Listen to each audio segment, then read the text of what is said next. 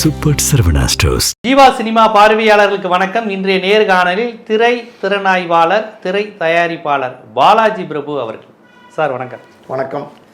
நடிகர் விஜயினுடைய மனைவி விவாகரத்து மனு கொடுத்துருக்காங்க. 2 மாதத்துக்கு முன்னாடியே போட்டிருக்காங்க போல, இப்போ தான் லீக் ஆகிருக்கு. அது நிறைய பேர் சொல்கிறாங்க குடும்ப நல நீதிமன்றத்தில் கொடுக்கணும், ஆனால் இவங்க மாவட்ட நீதிமன்றத்தில் கொடுத்துருக்காங்கன்னா லீகலாலாம் நிறைய பேசுகிறாங்க. லீகலாவோ இல்லை இது சமூக பிரச்சனையாவோ இதை பார்க்குறதுங்கிறது வேறு விஷயம். ஏன்னா அவங்க ஒரு ஹஸ்பண்ட் ஒய்ஃபு அரசியலில் இருக்கிறாரோ இல்லையோ, செலிப்ரிட்டியோ இல்லையோ, ஹஸ்பண்ட் ஒய்ஃபுக்குள்ளே 1008 பிரச்சனை இருக்கும், சுமூகம் இருக்கும், கசப்புகள் இருக்கும். அதை நம்ம சம்மந்தம் இல்லாமல் 4வது 5வது மனிதர்கள் நம்ம பேசக்கூடாது, அது இங்கே பிரச்சனை கிடையாது. ஆனால் இதை நம்ம கவனிக்க வேண்டிய விஷயம், அவங்க இதில் குடும்ப வன்முறை மாதிரி என்னை நடத்தினார், என்னுடைய உரிமையை பறிச்சார், என்னை பேச விடலை, எனக்கு பொருளாதாரம் தரலை, என்னை ஒரு மாதிரி நடத்தினார், அவர் ஒரு சைக்கோ மாதிரி நடந்துக்கிட்டாருங்கிற அந்த விமர்சனம். இதை வேறு மாதிரி நம்ம சொல்லிகிட்டு இருந்தாங்க பலர், கரூர் சம்பவத்திலேருந்து. இப்போ மனைவி சொல்லியிருக்காங்க, அது ஒன்று. இந்த சம்பவத்தை கேள்விப்பட்டோன்னே விஜய் ரசிகர்கள் மத்தியில் அதிருப்தி வரும், கோபம் வரும் அப்படின்னு எதிர்பார்த்தோம். இல்லை சில பேர் கண்டுக்காமல் விடுங்கன்னு பார்த்தா சில பெண்கள் கொடுக்குற பேட்டிகள் நமக்கு ரொம்ப அதிர்ச்சியாக இருக்குது. இதெல்லாம் என்ன, எந்த சமுதாயத்தில் வாழ்கிறோன்னு. இதுவரையும் எங்கள் அண்ணனுக்கு அவ கிடக்கிறா, உடனே விஜயோட மனைவியை கேவலமாக பேசுகிறாங்க, இவன்னு சொல்லி இழிவாக பேசுகிறாங்க. யார்? விஜயோட ரசிகர்கள், மற்றவங்க கிடையாது. இதுவரையும் எங்கள் அண்ணனுக்கு தங்கச்சியாக இருந்தோம், இனிமேல் பொண்டாட்டியாக இருப்போம். தங்கச்சியாக இருந்தோம், அக்காவாக இருந்தோம், இனிமேல் பொண்டாட்டியாக கூட இருந்துட்டு போகிறோம். இது எனக்கு இது எப்படி, அதாவது எப்படி இப்படி பேசுகிறாங்கன்னே தெரில. அதாவது புருஷன் எதுவும் கேட்க மாட்டானா, அப்படி புருஷன் ஏதாவது கேட்டான்னா விஷத்தை வச்சு கொண்டுருவாளுங்கன்னு நினைக்கிறேன். அதையும் ஒரு அம்மா சொல்லியிருக்கல, விஜய்க்கு எதிராக இருந்தால் புருஷன், மாமனார், அப்பன், ஆத்தா, பெத்த பிள்ளை எல்லாருக்கும் விஷம் வச்சு கொண்டுருவான். அதுவும் சொல்றாங்க. என்ன எப்படி இப்படி பேசுறாங்கன்னே தெரியல. கொஞ்ச நாளைக்கு முன்னாடி பாத்தீங்கன்னா என் புருஷனோட எனக்கு விஜய் தான் ரொம்ப. ஆமா, அது பயங்கர. ஒரு பொண்ணு பாத்தீங்கன்னா பேசி கக்கான்னு சிரிச்சிச்சு, பக்கத்திலே புருஷன் நிக்கிறான்னு நினைக்கிறேன். புருஷனை விட விஜய் மாமா தான் எனக்கு ரொம்ப புருஷனை விட அப்படின்னு. இது என்ன, அதாவது இது என்ன கூத்து, கேலி கூத்துன்னு சொல்லி கேள்விப்பட்டிருக்கீங்களா? இது வரைக்கும் நான் இப்படி கேள்விப்பட்டதே இல்லை சார். எத்தனையோ நடிகர்கள் வந்திருக்கிறாங்க, சிவாஜி எத்தனையோ தலைவர்கள் வந்திருக்கிறாங்க. சிவாஜி கணேசன் மேல இல்லாத கிரேஸா, எம்ஜிஆர் மேல இல்லாத கிரேஸா, ரஜினி கமல் மீது இல்லாத கிரேஸா, இது என்ன புதுவிதமா இருக்கு? இது என்ன, இது யார் இது தூண்டுதல் பேர்ல செய்யறாங்கன்னு நினைக்கிறேன். யாருமே பார்த்தீங்கன்னா இப்படி எல்லாம் பேசவே மாட்டாங்க. யார் இப்படி பேசி நீங்க பார்த்துருக்கீங்க? கிராமத்தில் கூட இப்படி பேச மாட்டாங்க சார். நீங்க பார்த்தீங்கன்னா பொது வெளியில பெண்கள் அது சின்ன சின்ன வயசு பெண்கள், 25 24 வயசு பெண்கள்லாம் பார்த்தீங்கன்னா இப்போ ஒரு பொண்ணு கொடுக்குற பேட்டியை பார்த்தா, இது வரைக்கும் தங்கச்சியா இருந்தோம், அக்காவா இருந்தோம், தேவைப்பட்டா பொண்டாட்டியா கூட இருந்துட்டு போறோம் அப்படிங்கிறாங்க. அப்ப என்ன மீனிங் இது, என்ன பொருள் இது? அதாவது தங்கச்சியா இருந்தோம், அக்காவா இருந்தோம், அது வரைக்கும் ஓகே. தங்கச்சி அக்கான்னு சொல்ற நீங்க பொண்டாட்டியா கூட இருந்துட்டு போறோம்னா எல்லாத்தையுமே கொச்சப்படுத்துற மாதிரி இருக்கு. டோட்டலாவே பாத்தீங்கன்னா அக்கா தங்கச்சி உறவை கொச்சப்படுத்துற மாதிரி இருக்கு, எல்லாத்தையுமே கொச்சப்படுத்துற மாதிரி இருக்கு. எப்படி இப்படி பேசுறாங்கன்னே தெரியல. ரொம்ப கேவலமா அந்த தாவேக்காவினர் பாத்தீங்கன்னா அசிங்கமா பேசுறாங்க. நேற்றுக்கு ஒரு வீடியோ லீக் ஆச்சு பாத்தீங்களா, ஆடியோ லீக் ஆச்சு. இந்த மாதிரி பாத்தீங்கன்னா தலைவர் மேல இப்ப அவங்க மனைவி இது பண்ணிட்டாங்க, வழக்கு தொடுத்துருக்காங்க. இது வெளியில வந்துருச்சு. பெருசா அவருக்கு பெரிய பாதிப்பை ஏற்படுத்துறதுக்கு முன்னாடி ஹேஷ்டாக் விஜய் அண்ணா, ஈ ஸ்டாண்ட் வித் விஜய் அண்ணான்னு ஹேஷ்டாக் ட்ரெண்ட் பண்ணுங்க, நிறைய பேரை விட்டு விஜய்க்கு சப்போர்ட்டா வீடியோ போட சொல்லுங்க, அப்படி இப்படின்னு நிறைய பேரங்கள் பேசப்பட்டது பாத்தீங்களா சோசியல் மீடியால. அதாவது கரூர் வழக்கு வந்துச்சு பாத்தீங்களா, அப்பவே இதுதான் உங்க கையில எடுத்துருக்காங்க. என்னன்னா எல்லாமே பிஆர் ஒர்க் தான், எல்லாம் பிஆர் ஒர்க் தான். மொத்தமாவே பாத்தீங்கன்னா பிஆர் ஒர்க் பண்ணி, அதாவது நான் எங்க அண்ணா மாதிரி உண்டா, நாங்க எங்க அண்ணாக்காண்டி உயிரை கொடுப்போம் எல்லாத்தையும் கண்ணா புண்ணான்னு பேசுற மாதிரி பேசி வீடியோஸ் போட விட்டுருக்காங்க. இதுதான் உண்மை. இன்னைக்கு இது வெட்ட வெளிச்சத்துக்கு வருது. பல விஷயங்கள், விஜய் பத்தின பல விஷயங்கள் இப்ப வெளியில வந்திருக்கு. அதாவது இது டொமஸ்டிக் வயலன்ஸ், கிட்டத்தட்ட பாத்தீங்கன்னா இது டொமஸ்டிக் வயலன்ஸ், குடும்ப வன்முறை. நியாயமா பாத்தீங்கன்னா இது சட்டப்படி எஃப்ஐஆர் பதிவு பண்ணப்படணும். அவங்க அந்த மாதிரி போலீஸ் ஸ்டேஷனுக்கு இந்த வழக்கை போய் கொண்டு போயிருந்தாங்கன்னா இது விஜய் மேல எஃப்ஐஆரே பதிய முடியும். டொமஸ்டிக் வயலன்ஸ் ப்ரூவ் பண்ணாங்கன்னா ஜெயில் தண்டனை கூட 7 வருஷம் வாங்கி கொடுக்க முடியும். அந்த மாதிரி ஒரு கடுமையான குற்றமா இதை நம்ம பார்க்கணும். இப்போ இது தனிப்பட்ட வாழ்க்கை. நீங்கள் சொன்ன மாதிரி பார்த்தீங்கன்னா விஜய் சங்கீதா அவங்க கணவன் மனைவி, அவங்க தனிப்பட்ட வாழ்க்கை, அது அவங்களுக்குள்ள பிரச்சனை எது வேணா இருந்துட்டு போகுது சார். அது பாருங்களேன், அவங்க மனைவியே பார்த்தீங்கன்னா 5 வருஷம் பொறுக்க முடியாமல், தாங்க முடியாமல் அந்த வேதனையை அனுபவிச்சுட்டு என்னென்ன வேதனை நடந்திருக்கு பாருங்க, என்னென்ன விஷயங்கள் நடந்திருக்கு பாருங்க. அந்த நீலாங்கரை வீட்டில் கீழ் வீட்டில் வந்து விஜய் வந்து தனியாக சமைச்சு சாப்பிட்டுட்டு இருந்திருக்காரு, யாரோ சமைச்சு கொடுத்துருக்காங்க. மேல் வீட்டில் வந்து பார்த்தீங்கன்னா இந்த அம்மா சங்கீதா வந்து தனியாக அவங்களுக்கு தனியாக சமையல் நடந்திருக்கு, அவங்க தனியாக சாப்பிட்டு இருக்காங்க. அப்போ இப்படி வந்து இவங்களுக்கு ஒரு தனி வழி, அவங்களுக்கு ஒரு தனி வழி, ரெண்டு பேருக்குமே கனெக்ஷனே கிடையாது.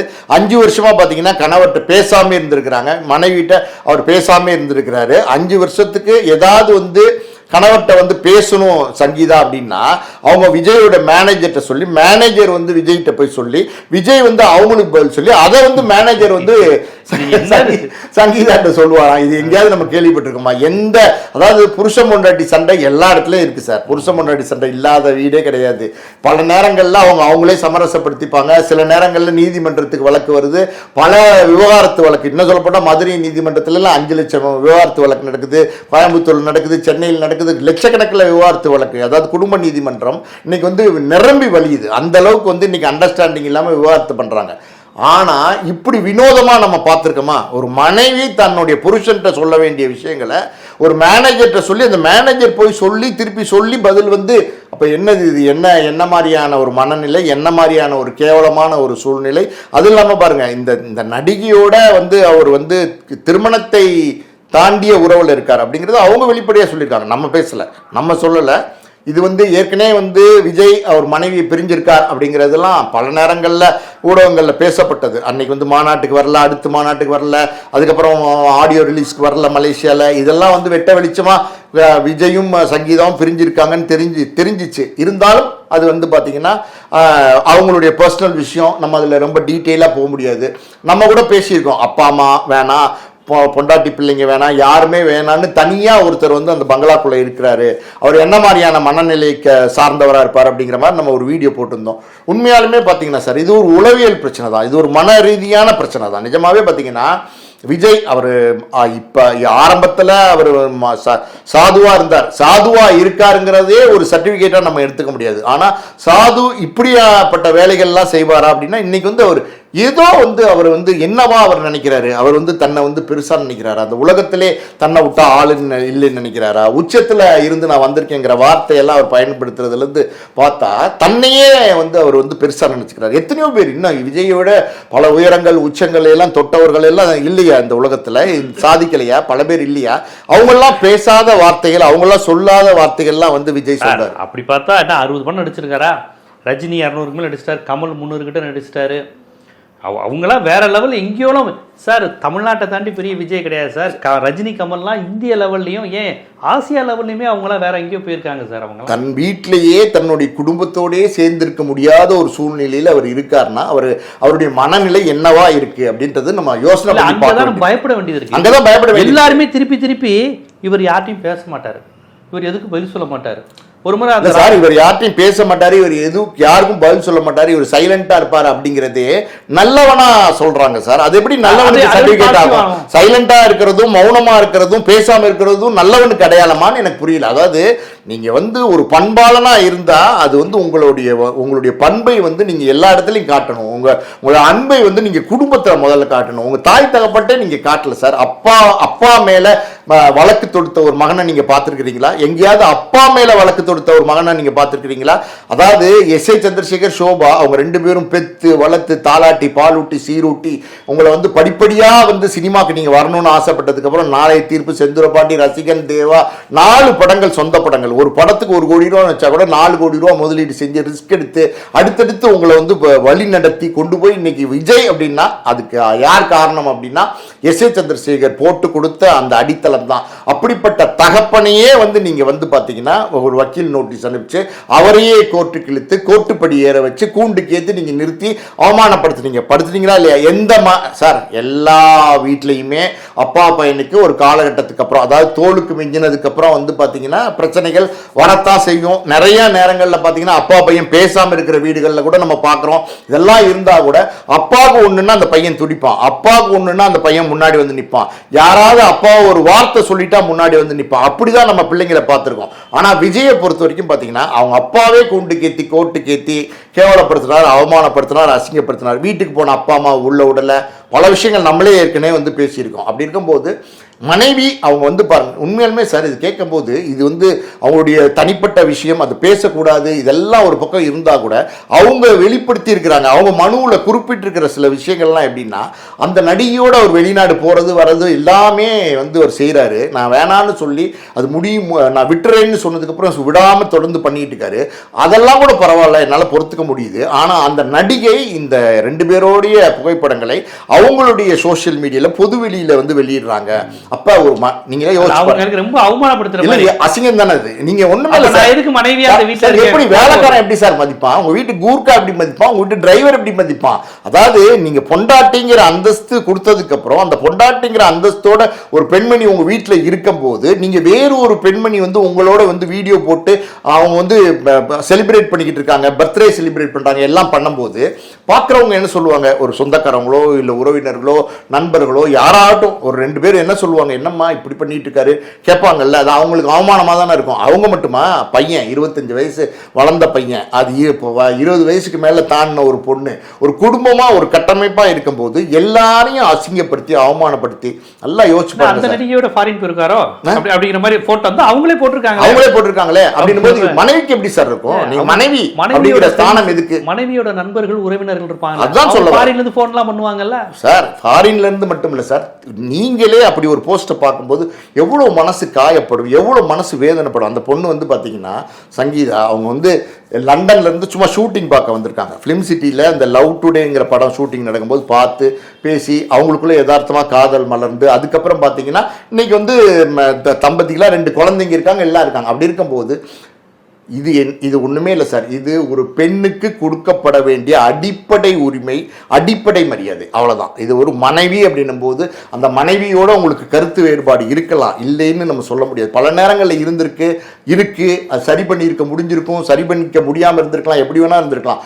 ஆனால் அவங்க ஒரு மேனேஜர் மூலமாக அவங்களுக்கு தேவைகளை வெளிப்படுத்தணுன்ற அளவுக்கு நீங்கள் வந்து அவங்கள வந்து நெருக்கடி கொடுத்துருக்கிறீங்க. அது இதை தட்டி கேட்க போன எனக்கு பொருளாதார ரீதியான நெருக்கடிகள் தொடர்ந்து கொடுக்குறாரு, எனக்கு சரியான செலவுக்கு கூட பணம் கொடுக்கறது இல்லை அப்படின்னு சொல்கிறாங்க. செலவுக்கு பணம் கொடுக்கலன்னா அவங்க என்ன செய்வாங்க? ஒன்றுமே இல்லை சார். நான் கேட்குறேன், இப்போ ஒரு ரிசப்ஷன் போகணும், அவங்களுடைய தோழியோட ரிசப்ஷன் போகணும், ஏதோ ஒன்று நினைக்கிறாங்க.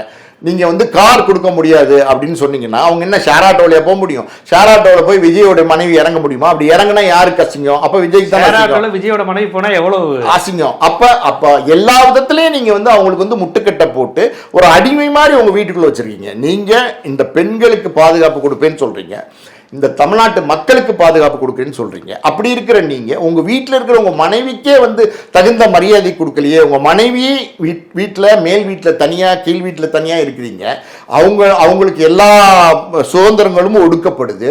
உங்களுடைய மகன் உங்ககிட்ட இருந்து முரண்பட்டு, அவர் மகனுக்கும் அவருக்குமே பிரச்சனை தான், அப்பாவுக்கும் மகனுக்கும். ஆமாமா, இது வந்து அஜித் தான் ஏதோ வாய்ப்பு வாங்கி வந்தாரு. அஜித் வாய்ப்பு கொடுத்தாரு, அது ஆமா உண்மைதான். அஜித் வந்து அந்த லைக்காக்கு சிபாரிசு பண்ணாரு, அது தனிக்கதை. அதாவது ஒரு நடிகையோட இருக்கும்போது அதை மனைவி தட்டி கேட்கும்போது தோளுக்கு மேலே வளர்ந்த மகன் அம்மாவுக்கு சாதகமாக பேசத்தானே செய்வான். என்னப்பா அப்படி கேட்குறீங்கன்னு கேட்கும்போது 2 பேருக்குள்ள வாய் வார்த்தைகள் முத்தி. இன்னைக்கு பார்த்தீங்கன்னா அந்த பையனும் வீட்டில் இல்லை, அவன் எங்கேயோ, அந்த பையன் அசோக் நகரில் எங்கேயோ ஃப்ளாட்டில் இருக்கிறா சொல்கிறாங்க, அந்த பொண்ணு எங்கேயோ லண்டனில் படிக்கிறா சொல்கிறாங்க. இந்த அம்மா பாவம் பார்த்தீங்கன்னா எவ்வளோ நாள் வேதனை அனுபவிச்சிருக்காங்க சார். 5 வருஷம் சார், 1 வருஷம் 2 வருஷம் இல்லை, 5 வருஷம். யாராவது ஒரு பெண்மணி இந்த மாதிரி வந்து தன்னுடைய கணவர் விஜய் மாதிரி ஒரு பெரிய ஸ்டார், இன்னைக்கு உச்சத்தில் இருக்கிற ஒரு நட்சத்திரம், 250 கோடி ரூபா ஒரு படத்துக்கு சம்பளம் ஆகக்கூடிய ஒரு நட்சத்திரம், பல கோடிகள், அதாவது பல்லாயிரம் கோடிகள் சொத்துக்கு அதிபதி, இன்னைக்கு வந்து ஒரு தாவேக்கான ஒரு கட்சியை தொடங்கி ஒரு அரசியல் தலைவராக இன்னைக்கு வந்து மக்கள் வந்து எங்க விஜய் போனாலும் பெரிய மக்கள் கூட்டம் வருது. அந்த அளவுக்கு தமிழ்நாட்டில் ஒரு செல்வாக்கான ஆளாக இருக்கிற ஒரு மனிதர் விஜய். அப்படின்னும் போது அந்த மாதிரி ஒரு கணவர் கிடைத்து அந்த கணவரை எந்த பெண்ணாவது வந்து மிஸ் பண்ணுவாங்களா சார்? இது ஒரு டிஎம்கே சதிங்கிறாங்க. அப்ப நீங்க என்ன பண்ணுவீங்க? இது எப்படி சதியாகும்? ஒரு கணவன் மேல ஒரு மனைவி வந்து ஒரு சதி பண்ணா இந்த மாதிரி வந்து வழக்கு தொடுத்துருவாங்களா? கணவனுக்கு எதிர்ப்பா வந்து குரல் கொடுத்துருவாங்களா? நீங்க அந்யூன்யமா, அன்பா, பாசமா, பிரியமா, மரியாதையா நடத்திருந்தீங்கன்னா உங்க மனைவிய எந்த காலத்திலையும் உங்களுக்கு எதிர்ப்பா வர மாட்டாங்க. நீங்க சாதாரண கிராமத்துல போய் பாருங்க, ஒரு கணவனுக்கு எதிர்ப்பா வந்து இந்த மனைவி வந்து 1000 சார் பேசாமல் இருந்திருக்கிறாங்க. பல குடும்பத்தில் 30 வருஷம் கணவன் மனைவி பேசாமல் இருந்த காலம் இருக்கிற குடும்பங்கள்லாம் உண்டு. கிராமத்தில் வைராக்கியமாக இருப்பாங்க. ஆனால் கணவனுக்கு ஒன்றுனா அந்த மனைவி வந்து அன்னைக்கு நிற்பாங்க. அன்னைக்கு வந்து யார் என் கணவனை பற்றி சொன்னதுன்னு கேள்வி கேட்பாங்க, நிற்பாங்க. அப்படி உங்கள் மனைவி உங்களுக்கு சாதகமாக இருக்கிற மாதிரி நீங்கள் நடந்திருந்தீங்கன்னா இந்த மாதிரி வந்து விவாகரத்து வழக்கு போட்டுப்பாங்களா? இந்த விவாகரத்து வழக்கு முழுக்க முழுக்க ஒரு தனிப்பட்ட வழக்கு. இந்த வழக்கு வந்து பார்த்தீங்கன்னா கணவன் மனைவிக்குள்ளே ஏற்பட்டிருக்கிற பிரச்சனைகள் ஒரு ஸ்டேஜுக்கு மேலே அவங்களால தாங்க முடியல. அவங்க இந்த மாதிரி நான் தான் சொன்னேன்ல, இப்படிப்பட்ட ஒரு நபர் இவ்வளோ புகழோடு இருக்கிற ஒரு நபரை வேண்டான்னு ஒதுக்குற அளவுக்கு நீங்கள் நடந்திருக்கிறீங்க. ஒரு பெண் மனசை காயப்படுத்திருக்கிறீங்க. போது அந்த அந்த வழக்கு வந்து இன்னைக்கு வந்து அவங்க வந்து இன்னைக்கு போட்டிருக்காங்க. அதை வந்து நீங்கள் எப்படி டிஎம்கேயோட சதியோட கனெக்ட் பண்ணி பேசுவீங்க? இப்போ வந்து பார்த்தீங்கன்னா ஒரு 15 நாளைக்கு முன்னாடி செல்வம்னு ஒரு உதவியாளர் நம்ம கூட பேசணும், நெஞ்சில் ஏறி மீச்சாரு அப்படின்னு சொல்லி இந்த மாதிரி ஒரு பேட்டி கொடுத்துருந்தாரு. அதை வந்து சொன்னாங்க. அவர் சொன்னது உண்மை, அவர் சொன்னது பொய் கிடையாது. அது அவர் அடி மனசுலேருந்து வந்த உண்மையான விஷயங்கள். ஆனால் அதை கூட வந்து என்ன டிஎம்கே உடைய பின்புலம் அவங்க இயக்குறாங்க. இந்த மாதிரி வந்து பணத்தை வாங்கிட்டு பேசிட்டார் அப்படின்னு சொன்னீங்க. சரி, ஒரு வேலைக்காரர் உங்கள்கிட்ட வேலை பார்த்தாரு, அவர் கூட காசு வாங்கிட்டு பேசியிருக்கலாம். மனைவியுமா பேசுவாங்க? ஏங்க நான் கேட்குறேன், மனைவியாக பேசுவாங்க. உங்களோட வாழ்ந்து உங்களுக்கு 2 குழந்தைங்களுக்கு வந்து தாயாக இருக்கிற உங்களுடைய குழந்தைங்களுக்கு தாயாக இருக்கிற ஒரு பெண்மணி, ஒரு மனைவி கிட்டத்தட்ட 28 வருஷம் உங்களோட வாழ்ந்த ஒரு பெண்மணியாக உங்களுக்கு எதிர்ப்பாக வந்து ஸ்டேட்மெண்ட் கொடுப்பாங்க, உங்களுக்கு எதிர்ப்பாக வந்து கோர்ட்டுக்கு போவாங்க. இது வந்து சரி கேட்குறேன், அப்படி ஏதாவது ஸ்டேட்மெண்ட் கொடுக்கணும்னா அது ஏதாவது வேற முரண்பட்ட ஸ்டேட்மெண்ட் கொடுக்கலாமே. அதுக்கு எதுக்கு வந்து விவாகரத்து வழக்கு தொடுத்து கோர்ட்டுக்கு போகணும்? விவாகரத்து வழக்கு தொடுத்து கோர்ட்டுக்கு போகிறதுங்கிறது சாதாரணமான விஷயமா? எதுக்கு ஒரு நடிகை வந்து அங்கே அவங்க சொல்லணும்? இதெல்லாம் வந்து எப்படின்னா சார், அதாவது சொல்றேன்ல, முழுக்க இந்த மாதிரி வந்து அவங்க வந்து டார்ச்சர் அனுப்பிச்சிருக்காங்க. இங்க ரொம்ப ரொம்ப நீங்க வந்து கவனிக்கப்பட வேண்டிய ஒரு விஷயம் அது என்ன அப்படின்னா, இன்னும் 2 மாசத்துல எலெக்ஷன் நடக்க போகுது. மே மாசத்துல இந்த 2 மாசத்துல எலெக்ஷன் நடக்க போகுதுன்னும் போது இப்போ இந்த வழக்கை வந்து தாக்கல் பண்ணியிருக்கிறாங்க. விவாகரத்து வழக்குங்கிறது ரொம்ப முக்கியமாக நம்ம பார்க்கணும். காரணம் என்னன்னா, அவங்க ஏதோ ஒன்று சொல்ல வராங்க, இதுதான் சரியான தருணம்னு அவங்க நினைக்கிறாங்க. அவங்களுடைய கணவருடைய உண்மை முகத்தை வந்து மக்களுக்கு வெளிப்படுத்துறதுக்கு ஒரு மனைவியா அவங்க நினைக்கிறாங்க. அப்படிங்கிறது தான் இங்க வந்து நம்ம பார்க்க வேண்டிய விஷயம். இதே நீங்க வந்து யோசனை பண்ணி பாருங்க. 5 வருஷமா அந்த டார்ச்சர் அனுபவிச்சுட்டு இருக்கிற இந்த பொண்ணு 5 வருஷமா அந்த துன்பங்களை அனுபவிச்சுட்டு இருக்கிறவங்க இந்த 2 மாசம் கழிச்சு எலெக்ஷன் முடிஞ்சதுக்கு அப்புறம் மே மாசத்துக்கு அப்புறம் ஜூன் மாசம் இதே விவாகரத்து மனுவை தாக்கல் பண்ணலாமா கூடாதா? ஏன் பண்ணல? ஏன் இன்னைக்கு அவசரமா 2 மாசம் தானே, 2 மாசம் வெயிட் பண்ண முடியாதா? 5 வருஷம் வெயிட் பண்ண ஒரு பெண்மணியால 2 மாசம் வெயிட் பண்ண முடியாதா? ஏன் வெயிட் பண்ணாம இன்னைக்கு வந்து தாக்கல் பண்ணிருக்காங்க அப்படின்னா, அவங்க இந்த தருணத்துல மக்கள் விழிச்சுக்கணும், மக்கள் வந்து தன்னுடைய கணவனுடைய உண்மை முகத்தை தெரிஞ்சுக்கணும். ஏற்பட்ட ஒருத்தனை தேர்ந்தெடுத்துறாதீங்கன்னா நாடு வீணா போய் அதேதான் எக்ஸ்போஸ் பண்றாங்க, அம்பலப்படுத்துறான். கரெக்டான வார்த்தை, அம்பலப்படுத்துறதுக்கு முடிவு பண்ணி தான் அவங்க வந்து இன்னைக்கு பொதுவெளியில வந்து பாத்தீங்கன்னா ஒரு நீதிமன்றத்தில் ஒரு வழக்கா தாக்கல் பண்ணி இன்னைக்கு இப்ப 2 மாசம் தேர்தல் இருக்கும்போது ஒரு விவாதமா இதை மாத்தி இருக்கிறாங்க. நம்ம வந்து தனிப்பட்ட வாழ்க்கை பேசக்கூடாது, பேசுறது சரியில்லை, எல்லாமே கரெக்ட். ஆனா நீங்க உங்களை வந்து நீங்க ஒரு உத்தமரா உங்களை காமிச்சிக்க விரும்புறீங்க. நீங்க வந்து நான் தான் தூய சக்தி அப்படிங்கிறீங்க. நீங்க தூய சக்தியா அப்படிங்கிற கேள்வி இன்னைக்கு எழுந்திருக்கு. இது வந்து எப்படின்னா, நம்ம இந்த அவங்க தொடுத்த வழக்கு அது சார்ந்து அது தனிப்பட்ட விஷயமா இருந்தாலும் சில கருத்துக்களை நம்ம பதிவிட வேண்டி இருக்கு. எல்லாருமே பதிவிட்டு இருக்காங்க. காரணம் என்ன அப்படின்னா, இந்த பதிவு இன்னைக்கு தேவை. இந்த பதிவு தேர்தலை முன்னோக்கி இருக்கிற தமிழ்நாட்டு மக்களுக்கு இன்னைக்கு தேவை. அப்படின்னும் போது நம்ம சொல்ற விஷயங்கள் அட்லீஸ்ட் ஒரு 100 பேர்ல 2 பேர், ஒருத்தர் யாராவது ஒரு 3 பேர் கேட்டு அவங்க அதை வந்து அவருக்கு ஓட்டு போடாம மாத்தி போட்டாங்கனால அது நமக்கு வெற்றி. அதாவது உண்மைகளை வெளிக்கொண்டு வரதுக்கு அவங்க முயற்சி பண்றாங்க. அந்த முயற்சி தான் இது எப்படின்னா, இப்ப சாயம் வந்து ரொம்ப வெளுக்க ஆரம்பிச்சிச்சு சார். உண்மையா சொல்ல போனா சாயம் வந்து பயங்கரமா வெளுக்க ஆரம்பிச்சிச்சு. எல்லா விஷயங்கள்லையும் பாத்தீங்கன்னா அவர் வந்து தப்பான முடிவுகளை எடுத்துக்கிட்டே இருக்காரு. நீங்க ஒண்ணும் இல்ல, ஜனநாயகனே எடுத்துங்களேன், மறு தணிக்கைக்கு அனுப்புங்க, நாங்க சர்டிபிகேட் கொடுக்குறோம்னு சொன்னப்ப அங்க ஈகோ பிடிச்சி, அங்க ஆணவம் திமிரை காட்டி, பணம் இருக்கு என்ன வேணா செய்யலான்னு கோர்ட்டுக்கு போனீங்க. கடைசியில் என்னாச்சு? சென்சார் போர்டோட ஈகோவை டச் பண்ணி அந்த வழக்கை வந்து நீங்களே வந்து மறு தணிக்கைக்கு மேலே போய் அடுத்த இதுக்கே போயிருக்கலாம்ல. இன்னைக்கு சர்டிபிகேட் கிடைச்சிருக்கும்ல. இப்ப இந்த வழக்கை நீங்க வாபஸ் பண்ணா உங்களுக்கு தோல்வி தானே. இந்த வழக்கை வாபஸ் பண்ணி இன்னைக்கு மறு தணிக்கை அனுப்பிச்சிருக்கீங்க. ஆனா மறு தணிக்கை குழு இன்னும் படம் பார்க்கல. எப்ப படம் பார்ப்பாங்க தெரியாது. அப்ப எப்ப படம் பார்த்து நீ சர்டிபிகேட் கொடுத்து தேர்தலுக்கு முன்னாடி படம் வராது. சோ நீங்களே, அதாவது வந்து உங்க தலையில நீங்களே மண்ணள்ளி போட்டுக்கிட்டீங்க. அதே மாதிரி பாருங்க, 15 கோடி ரூபா வந்து மறைக்கப்பட்டிருக்கு. இப்போ கருப்பு பணம்னு புலி படத்தில் சொல்லி 1.5 கோடி ரூபாட்ட வந்து ஃபைன் கட்ட சொல்லியிருக்காங்க. அதை கட்டுறதுக்கு மறுத்துட்டு அதை வந்து நீங்கள் நீதிமன்றத்துக்கு போய் அதை வந்து நீங்கள் வந்து நீதிமன்றத்தில் விலக்கு கேட்குறீங்களே, எதுக்கு கேட்குறீங்க? யார் இந்த மாதிரி அட்வைஸ் கொடுக்குறா விஜய்க்குன்னு எனக்கு தெரில. இந்த மாதிரி தொடர்ந்து பார்த்தீங்கன்னா தப்பாக எல்லா விஷயங்களையும் செஞ்சுட்டு வர்றாரு. ஒரு காரை வெளிநாட்டிலேருந்து நீங்கள் நம்ம நாட்டுக்கு கொண்டு வரும்போது இம்போர்ட் டேக்ஸ்னு ஒன்று கட்டணமா வேண்டாமா? அதை கட்டுறதுக்கு நீங்கள் அதுலேருந்து வரி விலக்கு கேட்குறீங்க. இது வந்து எப்படின்னா, இதெல்லாம் செய்யக்கூடிய நீங்கள் தாயை நெருங்க விடாம, தந்தையை நெருங்க விடாம, தாரத்தை நெருங்க விடாம, குழந்தை குட்டிகளை பார்க்க வேண்டாம. இந்த இடத்துல இன்னொரு அது யாருக்கு சார் தெரியும்? யாருக்கு தெரியும்? எதுவுமே எல்லாமே வந்து இருக்கலாம். இல்லைன்னா என்ன பண்ணுவீங்க? இல்லைன்னா என்ன பண்ணுவீங்க? இவருடைய நடவடிக்கைகள் எல்லாம் பார்த்தா குழந்தைகள்ட்டையும் பேச மாட்டாரா? பேசாத மாதிரி தான் தெரியுது. மகன் தனியா தான் இருக்காரு. என்ன மாதிரி கேரக்டருங்க புரியல. அதுதான் நம்மளால அனுமானிக்க முடியல, நம்மளால தீர்மானிக்க முடியல. ரசிகர்கள்ட்ட பேச மாட்டேங்கிறாரு. ஆமா, கட்சி நிர்வாகிகள்ட்ட பேச மாட்டேங்கிறாரு. இவர் கட்சியில சேர்ந்தவங்க அந்த ஒரு நாள் பாக்குறதோட சரி, அதுக்கு பிறகு அவரை பார்க்க முடியாது. பொதுக்கூட்டம் நடத்த மாட்டேங்கிறாரு. கொண்டாடிட்டு பேச மாட்டேங்க. வீட்டை விட்டு நான் 38 நாள் வெளியில வர மாட்டேங்கிறாரு. யாருங்க இவரு? இவர் என்ன? அதான் சொல்றேன், இவர் யாரு அப்படின்னும் போது இவர் யாருங்கிற இந்த கேள்வி வரதுனாலதான் இந்த விவாதங்களை நம்ம பண்ண வேண்டியிருக்கு. இவரை பற்றின பல விஷயங்களை வெளிக்கொண்டு வரணுங்கிற நிர்பந்தமும் கட்டாயமும் நம்மள மாதிரி ஊடகவியலாளருக்கு இருக்கு. நிச்சயமா வந்து நம்ம சொல்லணும். நம்ம வந்து மக்களுக்கு அவங்களுக்கான விழிப்புணர்வு கொடுக்கணும். எப்படி பேசுறாங்க சார் இந்த தாவேகாவினர் பேசுறாங்க, இது ஒரு சதி, இது திட்டமிட்ட சதி. அந்த சங்கீதாங்கிற பெண்மணி அவங்க மனைவியா 28 வருஷம் வாழ்ந்திருக்கிறாங்க. அவங்கள இன்னைக்கு தரைக்குறவா சோசியல் மீடியால டிஎம்கேவோட கைகூலியா என்னென்ன சொல்றாங்க தெரியுமா? அது செல்வம் இவர் இறந்து போனார்ல, முரசொலி செல்வம், அவருடைய டெத்துக்கு இவங்க போனாங்க. செல்வி, அதாவது கலைஞருடைய மகள் இருக்காங்கல்ல, அவங்களும் இவங்களும் வந்து நெருங்கிய தோழி. அதனால செல்வி வந்து உன்னுடைய கணவருக்கு எதிர்ப்பா நீ வந்து இப்போ வந்து கேஸை போடுன்னு சொன்னாங்க. அதனால இவங்க கேஸ் போடுறாங்க, கேஸ் போட்டிருக்காங்க. இவங்க ஒரு டிஎம்கே கைக்கூலி. யாருதான் இப்ப டிஎம்கே கைக்கூலியில? எல்லாருமே டிஎம்கே கைக்கூலி. எல்லாருமே உங்களுக்கு எதிர்ப்பா வந்து குரல் கொடுக்கிற எல்லாருமே டிஎம்கே கைக்கூலின்னா யார் உங்களுக்கு டிஎம்கே கைக்கூலி இல்ல? உங்க படத்தை ரிலீஸ் பண்ண விட முடியல, உங்களை சிபிஐ வழக்கில் கொண்டு போய் விசாரிச்சாங்க. இதெல்லாம் ஒரு வார்த்தை உங்களால மோடி எதிர்த்து பேச முடிஞ்சா? ஸ்டாலின் அங்கிள் அப்படின்னு நீங்க குரல் கொடுத்தீங்களா? ஒரு நாட்டினுடைய முதலமைச்சரை நீங்க வந்து அங்கிள்னு சொல்லி ஒரு அது குவாலிட்டி இல்லாத வார்த்தை. அது எப்படின்னா, ஒரு பொது வெளியில ஒரு இன்னொரு கட்சி தலைவர் இன்னொரு முதலமைச்சரை பார்த்து பயன்படுத்தக்கூடிய வார்த்தை கிடையாது. அப்படி ஒரு வார்த்தையை நீங்க பயன்படுத்துனீங்க. நான் இன்னைக்கு கேட்கிறேன், இன்னைக்கு வந்து உங்களை வந்து அடக்க முறையில் வச்சிருக்கிறாங்க. உண்மையே தான். இன்னைக்கு வந்து பாத்தீங்கன்னா எல்லா விதத்திலையும் உங்களோட படத்துல இருந்து ஏகப்பட்ட சிக்கல்களுக்குள்ள இருக்கிறீங்க. நீங்க வந்து ஒரு வார்த்தை வந்து மோடி அங்கிள்னு கூப்பிடுங்களேன், அமித்ஷா அங்கிள்னு கூப்பிடுங்களேன், என்ன நடக்குதுன்னு பாருங்களேன். அதையே நீங்க செய்ய மாட்டேங்கிறீங்க. அதுக்கே உங்களுக்கு திராணி இல்லை. அப்ப நீங்க வந்து சும்மா வந்து டிஎம்கே தீய சக்தி, நான் வந்து தூய சக்தி, இதே மாதிரி ஒரு ஸ்டண்ட் பேசி மேடைகள்ல ஏறி மக்களை ஏமாத்தி நீங்க ஓட்டு வாங்கிடலாம்னு நினைக்கிறீங்க. அது தப்பு. இப்ப இந்த ஸ்கிரிப்ட் லீக் ஆச்சு பாத்தீங்களா? ஸ்கிரிப்ட் லீக் ஆச்சுல்ல. இப்ப இந்த ஸ்கிரிப்ட் எப்படி லீக் ஆச்சு? இந்த ஸ்கிரிப்ட் பாருங்க, திரும்புங்க, இந்த டயலாக சொல்லுங்க, நடங்க, அங்கிட்டு போய் நெல்லுங்க, இங்கிட்டு போய் அப்படியே அழுங்க, எமோஷன் பண்ணுங்க.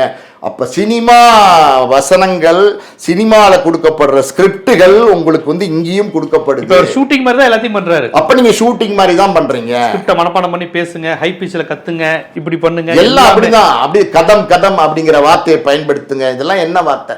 என்ன கதம்னா முடிஞ்சிருச்சு. ஓகே, இது என்ன முடிஞ்சிருச்சு? எதுவும் முடியல. இனிமேதான் தொடங்குது, இனிமேதான் தொடங்க போகுது. நீங்க பாருங்க அடுத்தடுத்து என்ன நடக்க போகுது. அதாவது இப்ப கூட்டணிக்கு வாங்க, நாங்க ஆட்சியில பங்கு தரோம்னு சொன்னீங்களே, ஒரு லெட்டர் பேட் கட்சி கூட உங்களோட கூட்டணிக்கு வரலையே. அப்ப நீங்க சொல்றீங்க நாங்க போட்ட பாம்பு. என்ன பாம்பு? ஒரு பாம்பும் கிடையாது. இந்த டிஎம்கேவும் காங்கிரஸும் கூட்டணி அமைக்க போறாங்க. என்ன பாம்பு? யார் வந்து ஆட்சியில பங்கு கொடுக்குறாங்க? ஏடிஎம்கே, பிஜேபி, இன்னும் சில கட்சிகள் வந்து கூட்டணியா இருக்காங்க. அவங்க ஆட்சியில பங்கு கொடுக்க போறாங்களா? உங்களோட கூட்டணிக்கு வந்தா ஆட்சியில பங்குன்னு சொன்னீங்களே, யார் வந்திருக்கா? யாராவது ஒரு கட்சி காமிங்க, ஒரு லெட்டர் பேட் கட்சி காமிங்க.